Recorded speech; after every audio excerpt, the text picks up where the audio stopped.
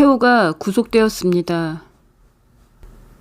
횡령, 배임, 탈세, 외환자금관리법 위반, 주식 불법 거래 등의 혐의를 받고 있는데요. 모든 죄목이 어마무시합니다. 이 어마무시한 죄목으로 구속되어야 하는 사람은 장숙향과 염진수인데요. 두 사람에게는 살인죄도 추가되어야 합니다. 강태호가 구속되기 전 장숙향이 영감님과 통화를 했습니다. 숙향은 전화로 갖은 교태를 부리며 영감님한테 부탁드렸던 거 다시 한번 잘 부탁드린다고 했는데요. 최명희가 집안에 들여선 안 되는 종자를 집안에 들였다고 했습니다. 장숙향과 염진수는 인생에서 절대 만나면 안 되는 파렴치한 인간 유형입니다. 그런데 강태민이 너무 한심하네요. 강태민의 한심함에 대해서는 36회 예고에서 최수경의 무례를 사과하기 위해 찾아온 강태민에게 효심이가 정확하게 지적합니다. 강태민과 강태호의 후계구도 전쟁을 감안한다면 강태민이 태호가 장숙향과 염진수가 판 함정에 빠진 걸 알면서도 영악하게 모른 척하는 걸 수도 있는데요. 강태민이 그 정도로 영악하다면 최수경과의 정략 결혼을 극단으로 치닫게 하지는 않았을 것 같아서 태민은 현재 선역인지 악역인지 알 수 없는 경계선의 사람입니다. 태호가 구속되기 전 태산 감사팀에서 천혜장학재단을 조사했는데요. 염진수가 장숙향의 지시로 선수를 쳐서 강태민에게 태호가 페이퍼 컴퍼니를 통해 불법 자금을 운영했고 그 자금으로 태산 주식을 불법으로 사모으고 있다고 보고를 했기 때문입니다. 강태민은 확인해봐야 하지 않겠냐는 염진수의 두리뭉실한 화법을 눈여겨보지 않고 법무팀에 전화해 확인을 하는데요. 태산 법무팀 변호사는 염진수가 써준 대로 태민에게 읽어주는 앵무새일 뿐입니다. 변호사가 태민의 확인 전화를 받는 걸 염진수가 옆에서 지켜보고 있습니다.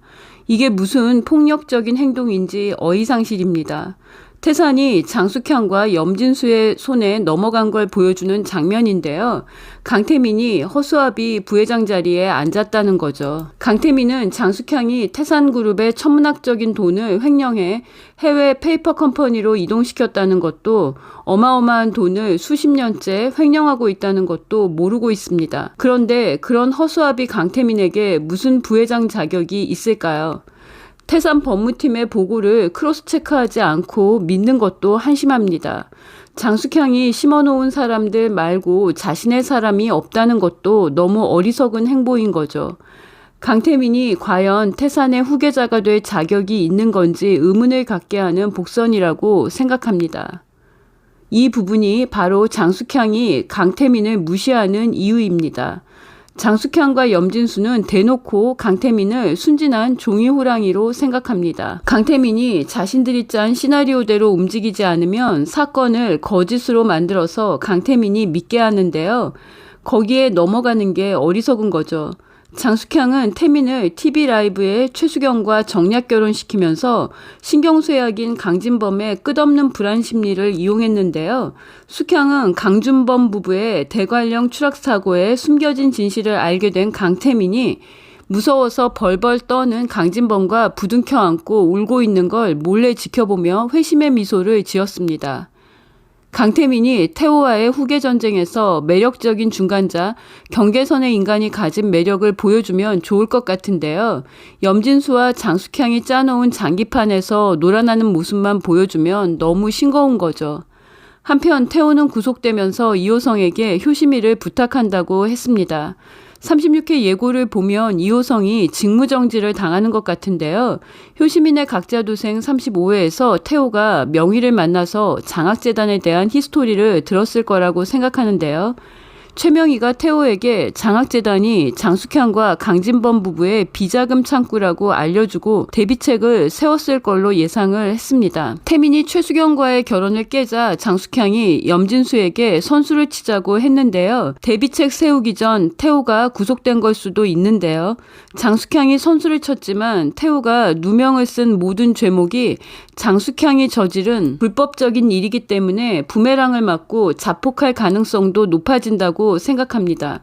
염진수가 우려하며 우리 쪽도 출혈을 예상해야 한다고 한 게 복선이라고 생각합니다. 조심스럽지만 강태호가 스크린 골프장에서 접촉한 검사가 있는데요. 이 장면도 그냥 나온 장면은 아닐 것 같습니다. 우선 태호가 장숙향 시나리오대로 함정에 빠진 거면 최명희가 적극적으로 방어와 공격에 나설 걸로 생각합니다.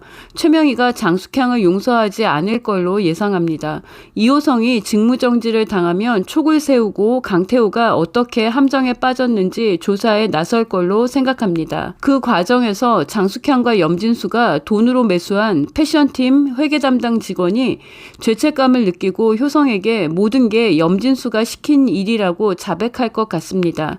이호성이 미국에 있는 박진명 이사와 접촉해서 이 모든 일이 장숙향이 꾸민 일이라는 걸 알게 되고 강태호의 변호사가 될 가능성이 있는 황앤박의 정미림 변호사에게 전달하면 강태호는 무죄를 입증하고 풀려날 걸로 예상합니다. 오랜 연인 장숙향과 염진수가 태산을 소나기에 넣고 순진한 강태민을 꼭두각시 부회장으로 앉히고 태민이 두 사람의 사리사욕을 채우는데 놀아나고 있다는 게 곧 세상에 드러날 것으로 생각합니다. 효심이가 태호의 구속으로 눈물을 쏟는데요. 태민의 어리석은 태도를 효심이가 말하네요. 장숙향과 염진수에게 놀아나는 냉정하고 한심한 강태민이 법이 판단할 거라고 하자 효심이가 법이 판단하기 전에 가족이 먼저 믿어줘야 하는 거 아니냐고요. 강태민의 어리석음이 어디까지 계속될지는 최명희가 살아있다는 걸 알게 된 이후의 행동을 보고 판단해야 할 것 같습니다. 강태호가 장숙향의 함정에서 빠져나와 무죄를 입증하고 최명희와 함께 강력한 반격에 나서고 장숙향과 염진수를 태산에서 몰아내길 바라며 효시민의 각자도생을 봅니다. 효시민의 각자도생 35회 리뷰와 함께 소개할 책은 마리사 피어의 나는 오늘도 나를 응원한다입니다. 이 책은 변호사 그만두고 오랜 꿈이었던 배우가 되기 위해 피땀 눈물을 쏟았지만 아무것도 이루지 못하고 상처만 가득한 채로 택시를 타고 도망치듯 고시원을 떠나던 정미림과 함께 읽고 싶은 책입니다. 10년째 변호사 시험에 실패한 이호준에게도 이 책이 필요할 것 같습니다. 특히 정미림이 오디션 보러 가서 감독들한테 온갖 무시를 받았는데요. 책 속 한 구절을 인용하겠습니다. 만일 누군가가 당신을 비난하거나 무시하거나 깎아내리면 그것을 당신에게 건네려는 어떤 물건이라고 생각하라. 당신이 그 물건을 받지 않으면 그만이다. 그런데 미리미가 마지막 오디션에서 덥석 감독이 준 비난과 무시라는 물건을 받았네요. 효시민의 각자도생 속 정미림은 재능이 없다는 걸 깨닫고 본업으로 돌아간 걸 수도 있는데요. 미리미가 어떤 선택을 하든 나는 오늘도 나를 응원한다 속 메시지가 상처 입은 자존감을 되찾고 새롭게 다시 시작하고 싶은 미리미와 우리 모두를 위한 응원가가 될 거라고 생각합니다. 이 책은 2011년에 비즈니스 북스에서 출간되었습니다. 감사합니다.